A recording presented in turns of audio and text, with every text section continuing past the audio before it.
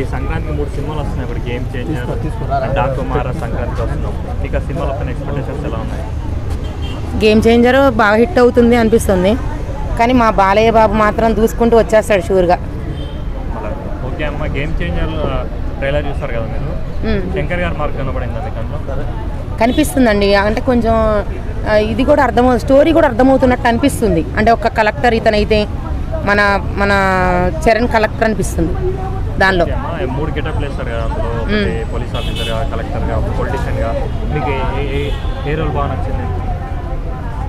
Police ఆఫీసర్గా బాగున్నాడు. Police ఆఫీసర్గా ఓకే అమ్మ. ఇప్పుడు ఇందులో వెంకటేశ్వర్ కూడా వస్తున్నారు, చాలా రోజులు థియేటర్ రిలీజ్ అయ్యి. సినిమా మీద మీకు ఎలాంటి ఎక్స్పెక్టేషన్స్ ఉన్నాయి? అది ఫ్యామిలీదండి. అది ఎలా ఉంటుందంటే నార్మల్గా వెళ్ళి చూస్తారు, కానీ ఓ బ్లాక్ బాస్టర్ అవుతుందని మాత్రం ఎవరు చెప్పలేరు. ఫ్యామిలీ కథలు ఆల్రెడీ చూసేశారు, వినేశారు, అయిపోయింది కాబట్టి యావరేజ్గా ఆడుతుంది. ఓకే అమ్మ, మీకు ఏ ట్రైలర్ బాగా నచ్చింది? డాకు మహారాజా, గేమ్ చేంజర్? నాకు గేమ్ చేంజర్ కూడా బాగుందండి. గేమ్ చేంజర్ ఏంటో ఇంట్రెస్టింగ్గా ఉంది, ఏం జరుగుతుంది, ఏదో జరుగుతుంది అనిపించేలాగుంది. డాకు మహారాజ్ ఒకటి అది బాగా డ్యాన్స్ అదంతా ఉంది కదా, బాగా ఎరగదీస్తున్నాడు. శంకర్ గారి పాత అపరిచితుడు అలాంటి సినిమా అలా ఆ రేంజ్లో కనపడిందా? సేమ్ అలాగే ఏం కనిపించలేదు, డిఫరెంట్గా కనిపించింది.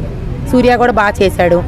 ఓకే, పుష్ప 2 కలెక్షన్ బ్రేక్ చేస్తా అనుకుంటున్నారా? ఇప్పుడు ఈ సినిమా ట్రైలర్ చూస్తారు కదా. చేస్తుందండి, ఎందుకు చేయదు? చూసే వాళ్ళు ఉండి ఎందుకు చేయదు? చేస్తుంది 100%. అండ్ ఈ సినిమాకి శంకర్ గారి మార్కెట్ ఏమైనా వర్కౌట్ అవుతుందా, హిందీలో కానీ తమిళ్లో కానీ?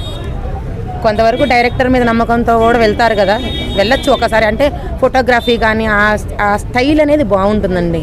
ఫోటోగ్రఫీ, పాటలు తీసే విధానము, సీనరీస్ అవి చాలా బాగుంటాయి. స్టోరీతో నడుస్తూ ఉంటుంది పాటలు కూడా. అంటే సపరేట్గా వచ్చేసి వెళ్ళిపోవు శంకర్ సినిమాలకి, స్టోరీతో కలిసిపోయి వస్తుంటాయి. సో ఓవరాల్గా మీరు ఏ సినిమాకి వెళ్తున్నారు ఫస్ట్? నాకైతే ఒక రోజులో 3 చూస్తానండి, గ్యారంటీగా 100% చూస్తాను. 3 సినిమాలు లేదండి, మా ఫ్యామిలీతోనే వెళ్తాం. మేము ఎక్కడికైనా ఫ్యామిలీతోనే వెళ్తాం. 100% థియేటర్లోనే చూడండి, పైరసీ వద్దు. ఎందుకంటే చాలా కష్టపడి వీళ్ళందరూ చేశారు.